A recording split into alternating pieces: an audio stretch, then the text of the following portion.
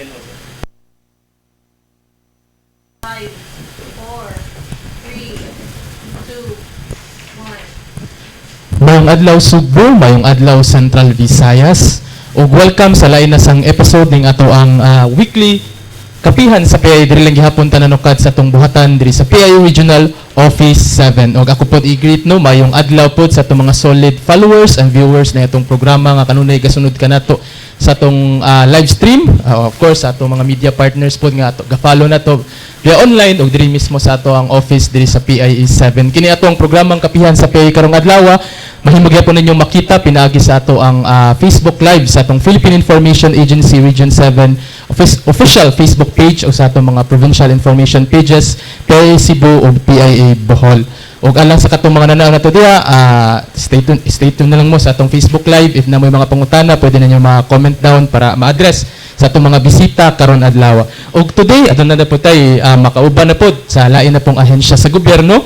Og haron nisgutan na pod nato ang usa ka mahinungdanon nga topic no og tukion na pod nato og kini ang ato ang hisgutan kining kabahin sa gituman nato nga kining about sa students warn against NPA recruitment schemes sa ato ang mga school campuses. So atong tukion ang mga importanteng detalye niini ug uban pang mga impormasyon nga makatabang makapahibalota ngadto sa publiko. Ug dili na nato padugayon no atong ipailaila ang atong mga bisita karong adlaw. First, atong natay kauban gikan sa Joint Task Group Cebu.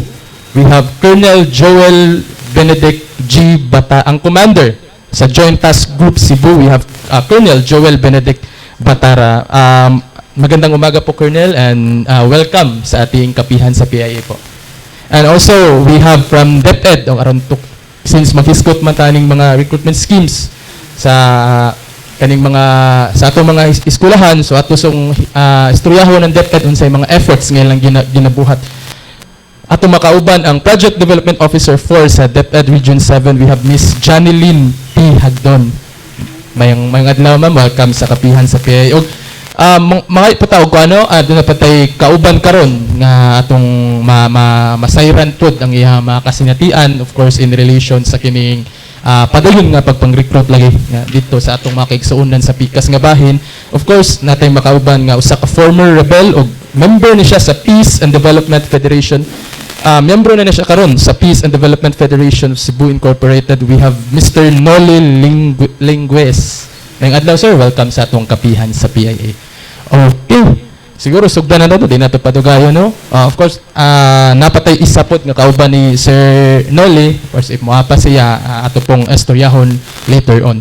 Siguro bilang pagsisimula po Colonel, since yung topic po natin ngayon sir is regarding itong mga ating mag-aaral na parang vulnerable sa mga ginagawang patuloy pa rin ang mga ginagawang recruitment ng ating ng communist rebel group, especially ginagawa ito sa mga yung pinipenetrate nila, tinitake advantage itong mga sa mga eskwelahan natin. So maghingi lang po kami ng parang lang Colonel, background ng ating ginagawa sa Joint Task Group Cebu. Ano ang pinakahuling updates sa mga ginagawa natin? Of course, I know hindi lang ang yung Joint Task Group ang nagpapatupad ng iba't ibang mga aksyon para masolusyonan itong mga ginagawang recruitment ng NPA. Of course, meron kayong mga collaboration sa ating mga kasamahang ibang mga government agencies. So, sa part po ninyo, Colonel, ano po yung mga ginagawa natin? Ito pong latest sa ating mga efforts po. Okay, thank you, sir. Una sa lahat, isang mapayapa at mapagpalang umaga sa ating lahat. So, I'm very grateful and thankful that we are invited, no, once again in this type of mga forums, no. And this is a good opportunity, no, for my unit, for Joint Task Group Cebu, na napabilang, no, isang unit na under ng 3rd Infantry Division and under po siya ng Visayas Command ng AFP. So on our part, alam naman po natin, no, ang Cebu province, no, although for many years wala nang mga armadong mga NPA terrorists dito sa Cebu. Since it was declared insurgency free way back 2010, naging ano na to, yung mga armado rito lumipat sila sa mga neighboring provinces, no? Although wala tong mga armado dito, Cebu province have become a hub for their party building, no? Their united front activities, meaning ginagawa ng mga communist terrorists dito yung mga resource generation nila, ginagawa nila yung recruitment ng mga party cadres nila because mataas ang bilang ng mga middle forces or middle class dito, and they have a vast alternatives, no? Pagpipilian kung sino yung mga party cadres nila. Itong mga party cadres, they are the ones leading yung mga armed struggle, no, sa mga rural areas. So that's why yung mga past few months, if you may have heard, no, yung sa Toboso encounter, one of the fatalities, no, yung 19 fatalities ng NPA is from Cebu, from Bourbon, Cebu. We have late Maria Blanco, who have been active student leader during her times in Cebu. She was a graduate of UP Cebu. If I'm not mistaken, is BS Education. No? Then she transferred sa Negros, and she was when she was here, she was already radicalized. Then for many years, she been active sa Negros. So another one is Vince Dingding, the late Vince Dingding. He's from Cebu City. No? He was one of the fatalities in the Kawayan encounter in Negros Occidental. So the same, no? I think last May or April. So ganun din. She was a he is a graduate of BS Computer Science in UP Cebu. So I'm not telling that this, no, but they have a common denominator, no? They were radicalized. They go the same process. So maya siguro himay-himay natin kung ano yung mga procedures, no? Sige po. So nakita natin ang masakit dito, no? Especially yung case ni Vince Dingding. He was not claimed. His cadre was not claimed by his family because the family suffered enough. His mother is suffering from colon cancer. Yung family na is medyo nahirapan sa buhay. So expectedly sa ating mga Pilipino, so nakikita natin na it does not only destroy yung NPA recruitment sa armed struggle, does not only destroy the physical being, no, pagkamatay ni Vince Dingding, it also destroys the very basic foundation of a Filipino society, which is the family. So yun yung pambungad ko na, no, and actually I'm here to really, no, give yung factual na information about the recruitment, and of course we may recommend, suggest kung ano yung pwede natin gawin dahil marami naman tayong mekanismo ngayon, maraming ginagawang efforts, mga bills that really supports itong prevention of NPA recruitment. Thank you. Nakikita po nga po talaga natin, Colonel, yung naging common na pattern is talagang mga naging involved sa mga gawaing ito na itong ginagawa nga ng mga communist terror groups na mag-aklas through armed struggle is ang mga naging involved is yung parang puro mga estudyante. So ano po nakikita nating pinakadahilan, Colonel? Bakit po talagang yung parang target ng mga ganitong klaseng recruitment efforts ng NPA is parang pinipenetrate nila, tinitake advantage nila itong mga estudyante po, Colonel? The communist terrorist has already mastered the art and science of manipulation, deception, in their recruitment schemes, no? Hindi lang kailan natin sa kanila at nakikita na it's not even in the schools, no? Nakikita natin sa mga social media. They are even very vocal sila, very daring na yung mga ano. So when they go to schools, but ang tinatarget nila student sector because basically napakarami ang estudyante rito sa Cebu City.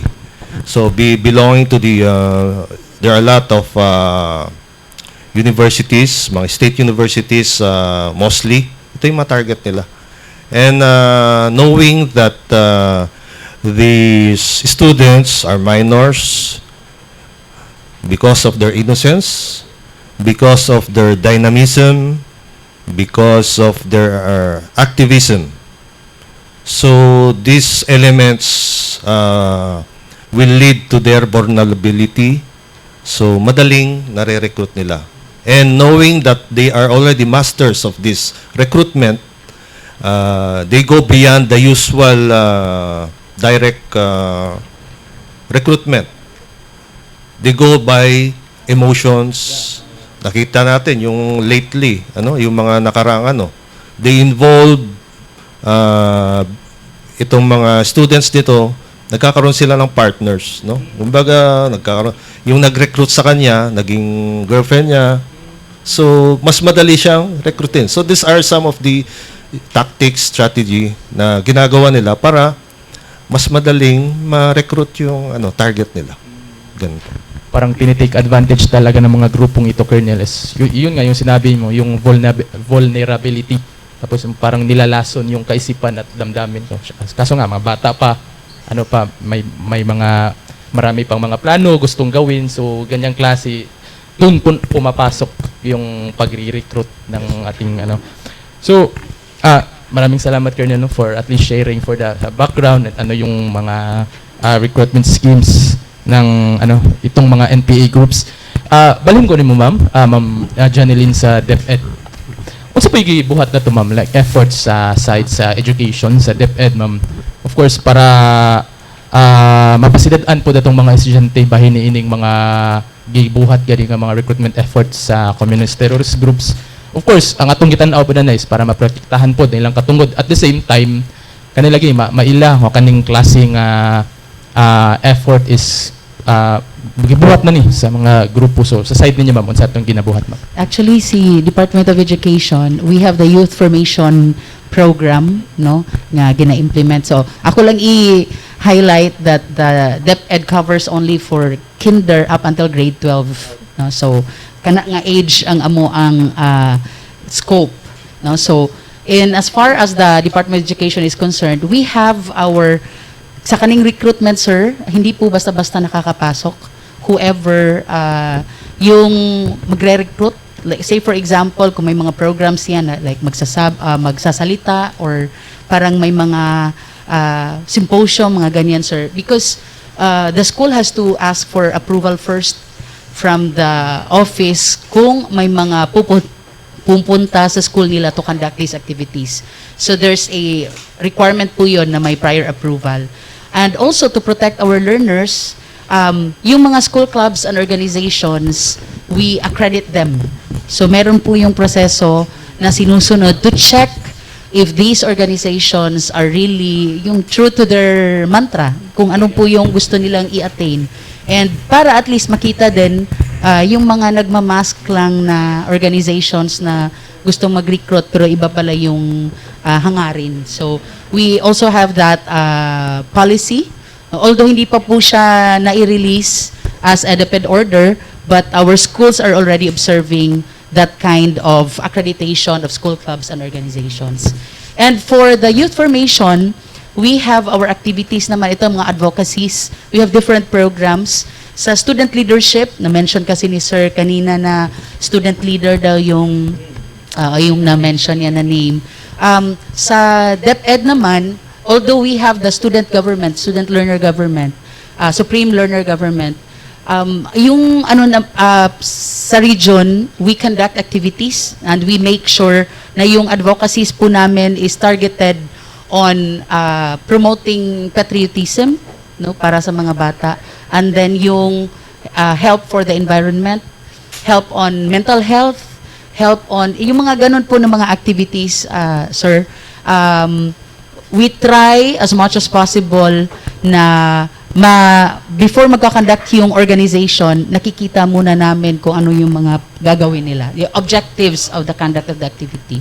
So, ganun po. So ato mas gipahugtan o gipalig-on ma'am kining pag-manage na to sa mga associations, mga school groups na to para masiguro na to nga malikayan nga like ma-infiltrate kining mga legitimate nga mga kalihukan diha sa eskwelahan. Of course nagpatuman po tag mga lalain nga aktibidad, of course para pud sa kayuhan sa atong mga estudyante para hilayo sila.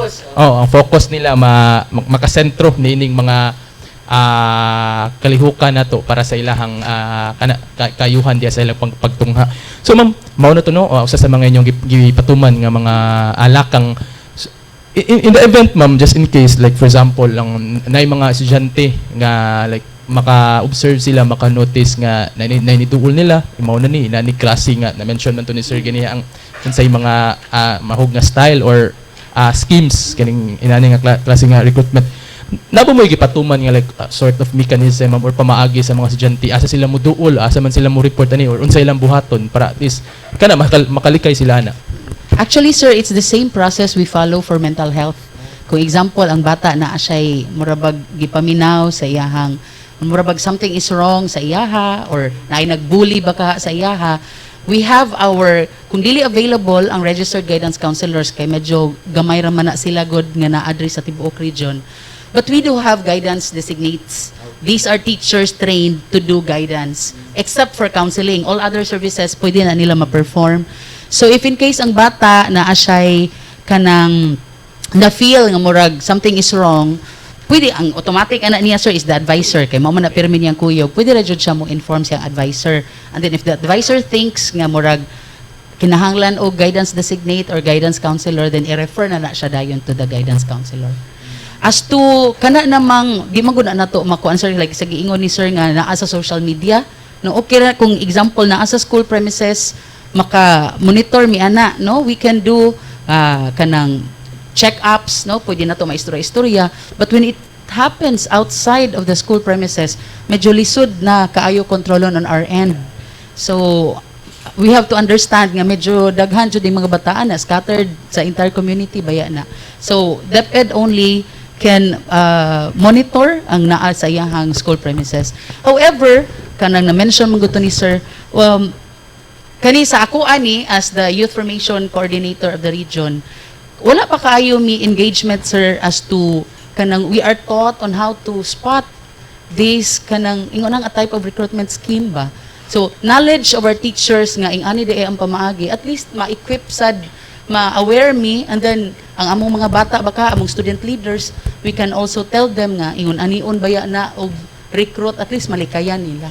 So if you can partner, you can also do some seminars baka sir nga para matudluan unsaon nga pag-identify nga mao na di ay ni ang tactic, no? So Nga murag ka ng mga red flags ma'am sa mga flags, yes, efforts nga ginabuhat para ma-determine gyud natong mao na din mga inaning klase.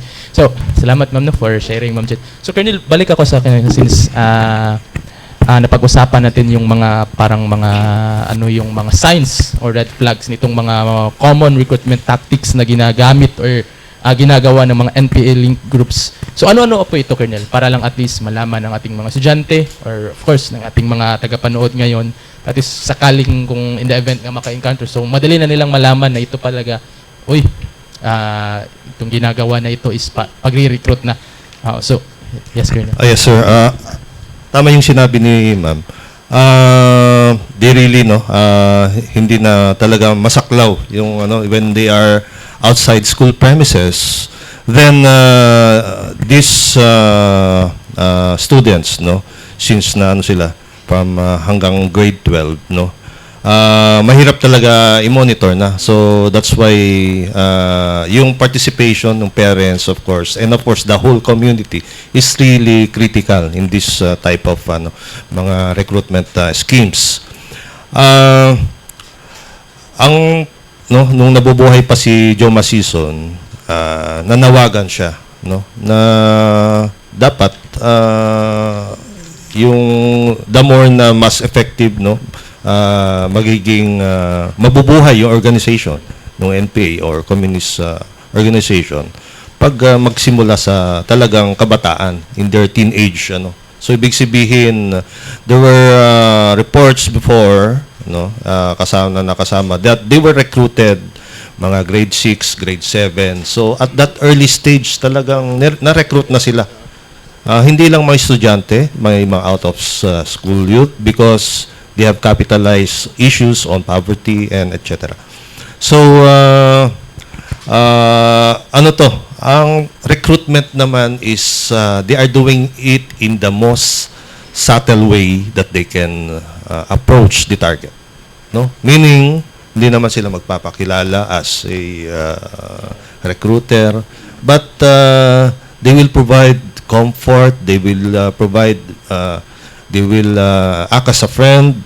So hanggang they will be creating a emotional attachment to their target.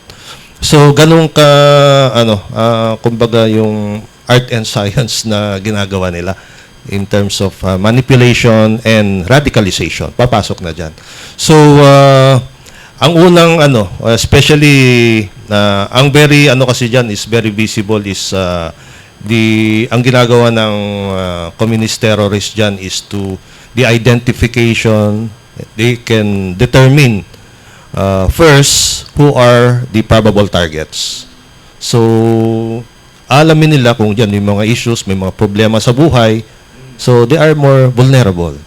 So especially yung kabataan are yung nabaki ko, they're very dynamic, they are very idealistic, and being exposed to these issues, madali silang nakukuha nakukuha yung loob nila. So identification, then then comes yung mga indoctrinations. So dahan-dahan nilang ipinapasok ito yung mga issues ng society, problema. Ito yung so meaning, in short, they are imparting, they are sowing hatred sa government. So ito, hirap, ito, corruption. So ito yung mga weapon nila. So kung yung sa rural area, ang weapon nila is baril, dito naman, ang weapon nila are issues. So they have weaponized issues in order to maging effective yung recruitment nila. And nagkakaroon ng mga short courses, yung ARAC, we have the Araling Aktivista, we have the MKLRP, yung maikling kurso ng lipunan sa Rebolusyong Pilipino. Sa mga kursong nito, they gradually introduce ito yung mga solusyon. But ang pinaka-bottom line nung message nila is that the armed struggle or yung armadong pakikibaka ang pinaka-solusyon ng mga problema dito sa bansa. So ito yung mga laman ng mga kurso nila. These are true teach-ins. Hindi yung mahabang they can provide it in formal way. Pwede sila sa labas, pwede dyan sa kung depende sa atmosphere ng university or school. So magdedepende yan. That's why the participation, the involvement of the professors, the teachers, napaka-importante dito to monitor kung may mga ganito. So nandyan. So nakikita rin natin yung mga participation nila sa mga rallies, mga protests. So yung mga nakaraan niya, yung mga mga activities, mga ganyan, nakikita natin even yung mga malilit na bata, ginagamit nila, may mga cultural shows sila sa kalye during mga rallies. Siguro naman nakikita na dito sa Cebu mismo, yung mga past few months, nagkakaroon sila ng rallies, ginagamit na nila yung mga bata. no? So these are mga nagiging future na to, mga NPA na to, no, so to speak. Kasi they are being may consent yung magulang, hindi rin gaano. So another thing, ang tao kasi is very emotional yan no. Once na nagkaroon ng rally, madalas yung isang sa mga taktika nila diyan is they sila, they violate yung regulations as na pinapaano ng PNP, yung batas, no? So they violate, they go around so nagkakaroon minsan ng sakitan, nagkakaroon ng so dito umuusbong yung damdamin nung dahil ang tingin nila is pinapahirapan sila. So may nag-uudyok pa rin na isang recruiter, organizer na ito talagang pinoportray na talagang demonyo yung gobyerno. So lalong knowing na meron siyang indoctrination that armed struggle is really the solution. So hindi siya nagiging kontento lang sa rally, expression, freedom of expression. Then here comes nagkakaroon ng community immersion. Nagkakaroon ng exposure sa mga communities, doon nila dinada sa napakahirap na mga lugar. So para maramdaman. Then nandun na rin, no? O nagkakaroon na ng NPA integration doon. Nandun na yung mga armado. That's why dyan sa Negros maraming cases na ganyan. Nagkakaroon ng minsan, syempre kasama na yung mga armado, no? Hindi maiwasan minsan na nandun pala sila. Without the coordination, without any coordination with the PNP, the barangay councils, no? So nandun na sila with the armed group. So after that na sila, nagiging full-time na sila. So ito yung usual process. It takes a few months, depende sa kalagayan ng yung state of mind, state of situation in the area. So nare-recruit na yung estudyante or other mga kabataan. So, napaka-importante talaga, Colonel, na maging informed yung mga estudyante or kung sino man, dapat maging conscious kung sino ba tong mga taong nasa paligid, lumalapit sa atin or lumalapit sa mga estudyante. Ano bang sadya? Or ano ba talaga yung purpose? Bakit kinakausap or bakit gusto nilang mapalapit sa mga estudyante para at least maiwasan talaga na tuluyang mahulog sa mga ganitong klaseng ideolohiya na tinitake advantage nga ng mga NPA groups. So thank you, Colonel, for sharing sa yung mga parang mga signs and red flags na paano malalaman na ito pa talaga yung mga recruitment schemes ng mga NPA groups. So ari na pod ko nimo, sir, Sir Nolly no, saka kanhi sakop no sa grupo karon usa na ka miyembro sa Peace and Development Federation of Cebu. Since ganiha, sir, nagisgot man tawag katulaging mga recruitment schemes ba kung sa mga gibuhat sa atong gobyerno aron of course batabangan nga malikay ang atong mga estudyante sa Joint Task Group Cebu, sa military, of course sa DepEd.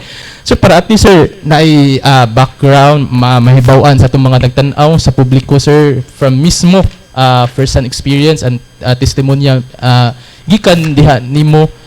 Pwede ba ito masa-isay, sir, like if sa imuhang mainumduman sa unang kanong sa wala pa ka unsay gibuhat sa mga NPA groups nga pag-awhag kanimo, pagkuha sa imuhang huna-huna, sir, nga mo magpamiyembro na sa ilahang grupo, sir. Pwede ba nato masa-isay yung sa ilahang gipaagi unsay gihimo nila nga taktika pud?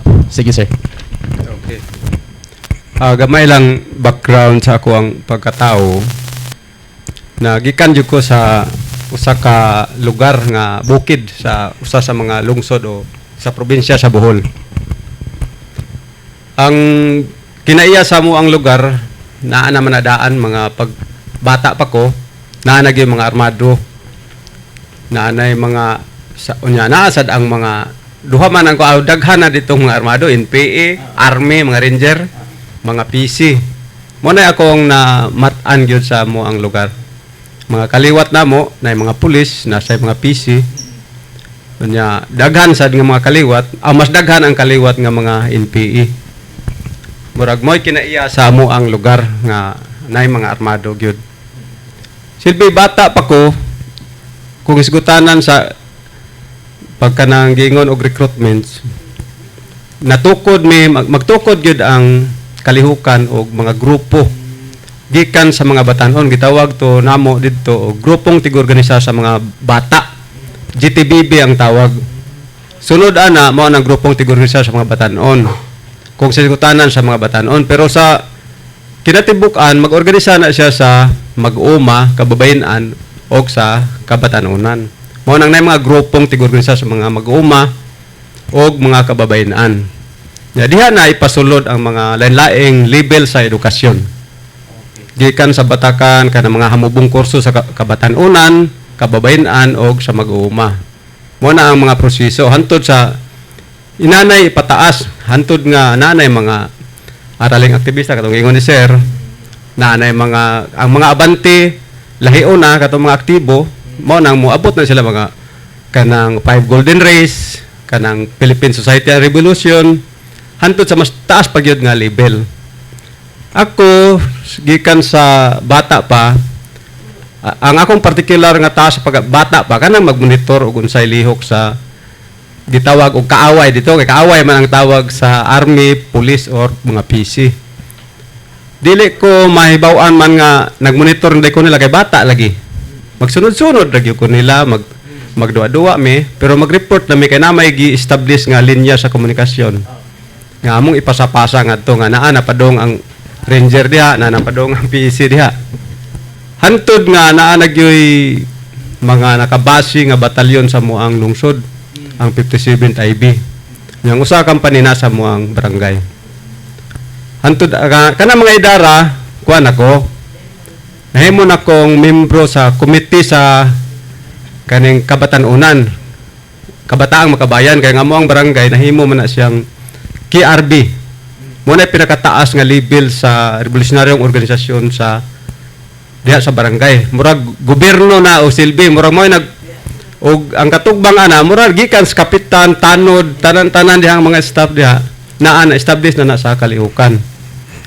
Mo nang kami isip na ana sa mga batanon na kuan ako na usa na sa mga aktibo gyud nga naglihok sad hantod nga sa edad nga padong pa lang mo 16 nalambigit nako sa mga tactical nga opensiba na mga katong ambush dito sa mua bata pa nakuyog na ko ni ana pero civilian pa ko human sa itabo balik na hantod nga niabot jud ang punto nga nagdesisyon mi nga ako nga nagmo full time gumikan kay circumstantial lagi mga daghan kami kaliwat nga mga armado na samtang naasad ang lahi man gyud to sa una kung isgutan na to ang pamaagi sa gobyerno labi na gyud sa EFP lahi man tong katong gitawag sa unang panahon o kanang sa mga militarisasyon baka na abuso bitaw sa una mo na usas na katugmod na mo kay dili na mi pwede mag-uma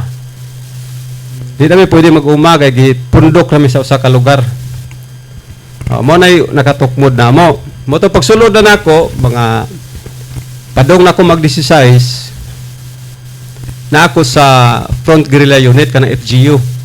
Ang kana nga unit sa armado sa Bohol kay duha pa may armado atong duha pa may kuan sa sa kalihukan ato na ay armado na ay mga POT. Katong gitawag mga territorial units. Kami armado gyud mi panggira gyud mi. Full kuan gyud mi. Focus ra mi sa gira mo nang tibuok probinsya sa Bohol nga mo ang area. Gitawag mi og front guerrilla unit. Puro ra gyud armado, puro rin ka ng away ang mo ang trabaho, walay mas work, wala. Mo nang na-involve ko sa laing mga opensiba o depensiba ng mga aksyon ng mga panahon na. O ang edukasyon, silbi ako kaya nag-recruit naman ko, minor ko na recruit. Sige pataas ang edukasyon.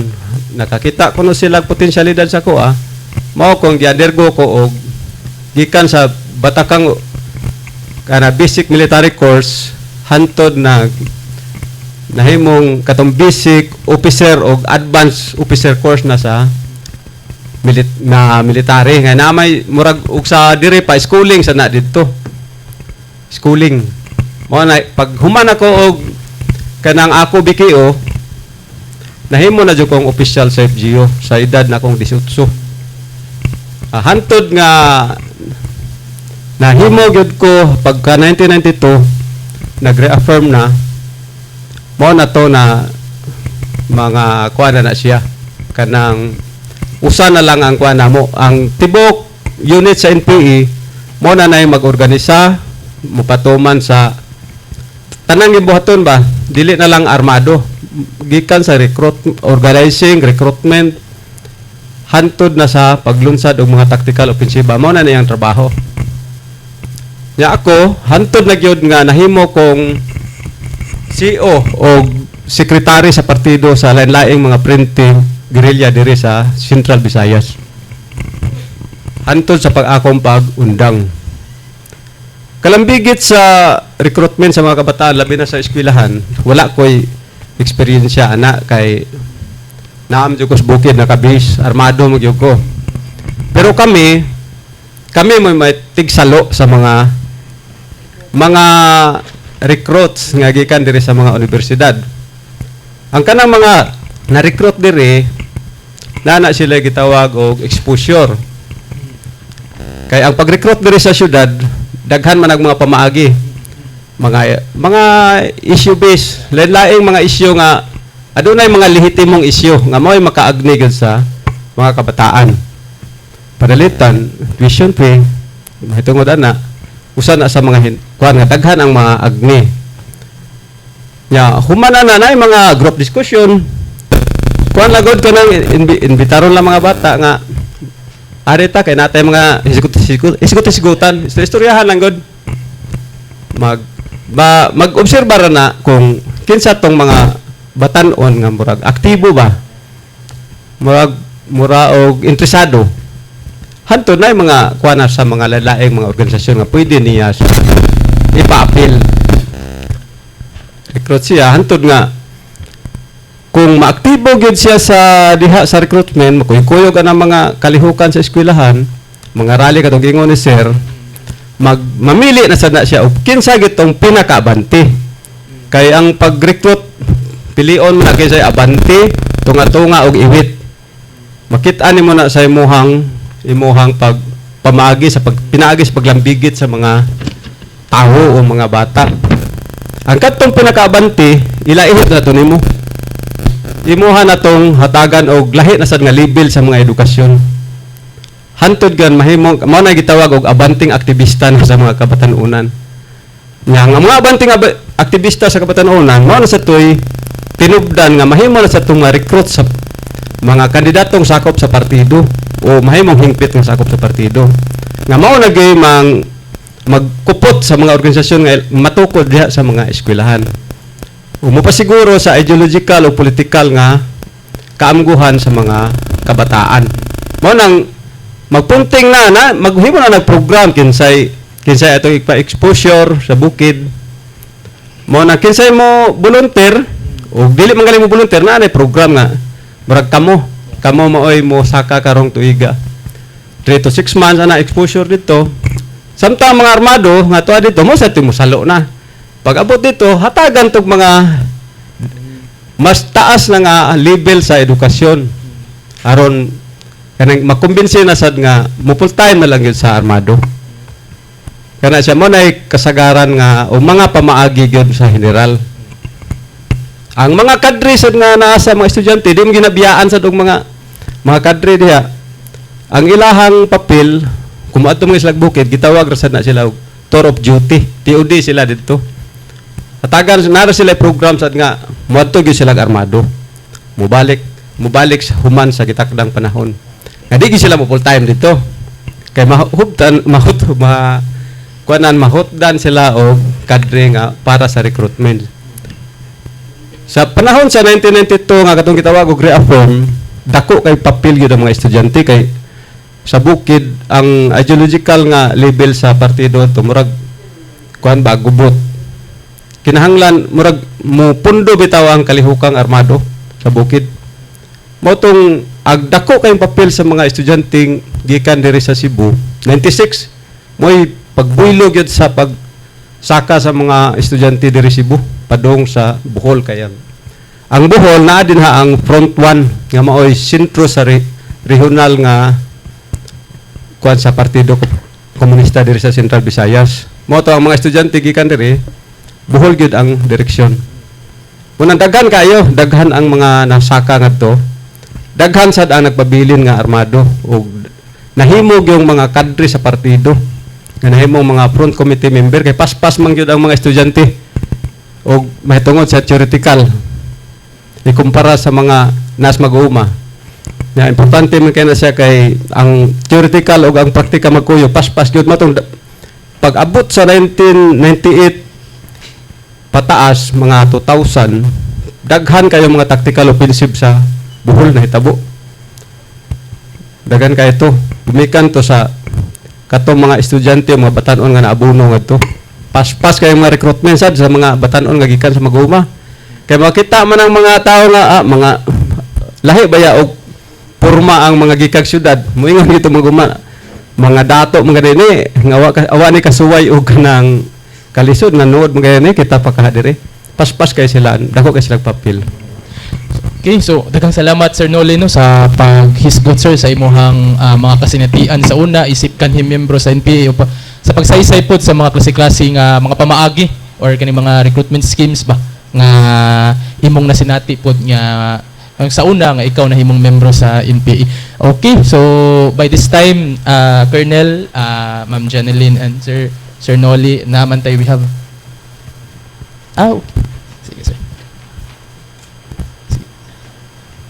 Sige.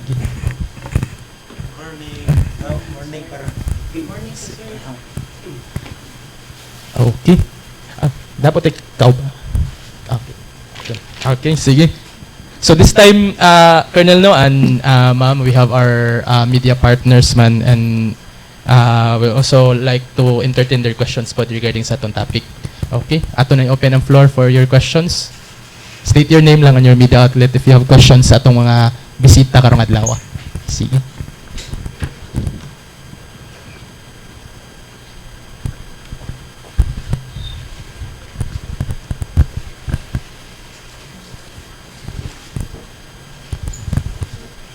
Maing buntag, Sheila Gravinas of Radyo Pilipinas, Cebu. For kining una kay Ma'am DepEd, katong gimension ni mo ma'am nga ganahan mo makig-partner sa AFP para matudluan mo. Unsaon na ninyo pag buhat ma'am? Actually, dili siya necessary nga kanang kuyugan jud Manila no ingon ana. Pero katong gi-share ganina ni sir na tips or ideas, information on how recruitment is done, that's already enough actually. Kay we can always include that in the gatherings, like example, even si teacher ma'am no, kinaa mo gud nay mga muduol nga moingon nga, ma'am pwede may makapangayo og time sa imuhang klase baka ha nga para makadiscuss. At least si teacher maka siya unsa kayang purpose no. So ang katurang gi-share ni sir kung pwede ta makakuha ato sir kanang or PIA baka ha can release an infographic on these types of recruitment schemes and then we can share that to the schools para ma-aware sila sa katong mga pamaagi. Ingon ana ra siya. So dili siya kanang katong i-invite sila ma'am adto sa eskwelahan nya mag-conduct og kanang mga seminars sessions. or sessions. So, actually sa pagkakaroon man gud ma'am kay we are on the no disruption of classes jud, very strictly kuan jud na siya gina-implement no sa sugod sa Monday up until Friday kung ano sa ating klase di jud na namo pwede putlon ang pagkaton sa mga bata. So sa kanang integration ra jud na siya ma'am, ari ra jud na siya isulod ang katong mga teachers nga ma-aware ato pwede dito niya isud sa pag-deliver niya sa iyang lesson. But as to bringing our armed personnel to the schools para sila dito mo discuss the physical presence of our armed personnel basin og gagmay pa baya ni atong mga bata no, basig lahi ang kuan ba no how they would take Oh, makakita sila. Pero I understand, kani siguro sila si sir, when they visit the schools, they don't wear those uniforms, sir, no? You have your civilian pod siguro if you get to talk to kanang mga ingon-ana nga sessions. Thank you very much for bringing that out. No? When I was a battalion commander in Iloilo, in part of Panay, we usually have peace forums in schools, no? But we see to it that it is being coordinated. The parents are aware of it, and hindi lang yan, no? We have regular activities with the academies. Minsan yung mga school nila, sila na mismo yung pumupunta sa camps.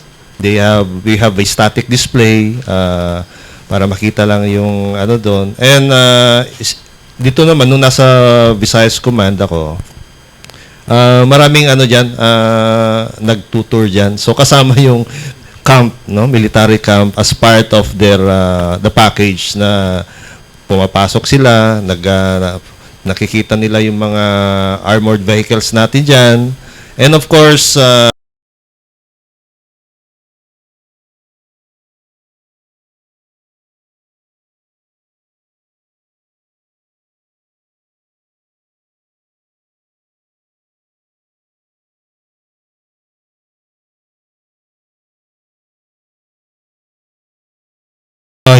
yes, ma'am. Actually, the Joint Task Group Cebu, in partner, of course, with the different security sectors, we continuously monitor. No? Alam natin na meron din mga people's organization na ito na being infiltrated. No? Different sectors of the society have been infiltrated. No? Hindi lang natin nararamdaman dahil ano tayo, walang armado dito sa Cebu. So nabanggit ko kanina, nakita na very ano naman, no, visible dahil yung mga namatay dun sa mga encounters sa Negros are from Cebu. So they were radicalized dito. So yan na yung resulta. So we have to do something, no? Dapat we have a sense of responsibility, the different agencies, different organizations. Itong seguridad ay pangkalahatan to. Dapat mag-participate tayo. Dahil ang kawawa rito, yung mga anak natin, they have been brainwashed at the age of 15. Of course, si Sir Noli nga, at the age of 15, he was recruited. Meaning, they don't have any sense of accountability. They have violated yung mga conventions, protocols, international conventions. They have violated yung Republic Acts on special provisions for the protection of children. So, ang daming violation na ginawa ng mga communist terrorists. Yung mga kabataan ang target nila. So, it's very alarming. So dapat maging ano tayo, maging vigilant tayo para magkaroon pa tayo ng tulong-tulong tayo dahil hindi talaga namin magawa to without, of course, pati yung mga parents, no? So maraming nangyayari na hindi na monitor ng parents, no? Maraming insidente. So dapat maging aware ang mga parents. Okay, thank you, Colonel Latara. Lastly, for Sir Noli. Sir, pwede ni mo ma-specify ka, mention ni mo nga abuso, nga mo'y nagtukmod ni mo nga musod ka, and then, unsay nakapahukom ni mo nga nigawas ka sa walhong pundok, and unsay imong mga nadawat nga kining mga panginabuhian baron nga nakasuporta sa imuha hangtod karon. May tungod sa katong gimension ako nga abuso, mga 1980s pa na nga natabo katong mga ranger o mga PC sa mga kanang kulata, pinaagi sa pagyatak-yatak sa mga tao, ay pamutang sa basketball court, yatak-yatakan. Ako mismong mga igsuon, naiusan ako kay igsuon nga gibitay gyud, gibitay sa kahoy pero na murag na kuan rasad sa ako ang igaagaw uyuan nga kapitan. Kana usa na sa mga porma sa mga pagpangabuso o kanang saywar nga kana banggingnan mi nga pwede ra mo madto sa inyong uma pero wa mi labot ug maabtan man namo didto. But pasabot dili gyud mi padtuon. Nya mo man imong panginabuhian. Mo na naka-usas mga naka-trigger kaning sulod ko. Ang naka-trigger sad nako nga mi balik ko sa gobyerno kay 21 man jud ko katuig. Gikan na to pag full time nako. Hingabot jud ko 21 katuig sa kalihukan. Ang number 1 gyud naka-trigger nako may tungod sa akong pamilya nga wala sad giatiman gid og klaro sa kalihukan. Akong asawa initado na sad na ilhan na sa militar nga nag full time. Bisan mismo sa ilahang pagpamuyo wala gi-consider gid sa organisasyon nga kan iyang seguridad. Nya kaduha naman siya kanang sakit sa kasing-kasing kuan siya naman oy giatiman man siya aw kanang naman yung panahon nga pag-check up pero ang kahimta nga katong palisi bitaw namo pagka 2008 man siguro to nga wala na radyo na cellphone mo palisiya na sa may tungod sa seguridad mo na nga siging enkwentro sa Negros ang akong asawa di kay balo kung kanang unsay nahitabo nako kay ang mahitabo sa amo untang regular namo nga kuan every 6 months nami family integration nga usa ka semana pero gumikan ni kay usa man ko sa kadre didto CEO or secretary sa usa sa mga front didto under attack man mi dili gyud ko kagawas mo nang yabot og panahon nga tagwalo ka buwan mudul-an na og tuig nga dili ka integrate mo na pag uli nako sa katong nakahigayon jud ko og bisita sa akong pamilya nga diri gibutang sa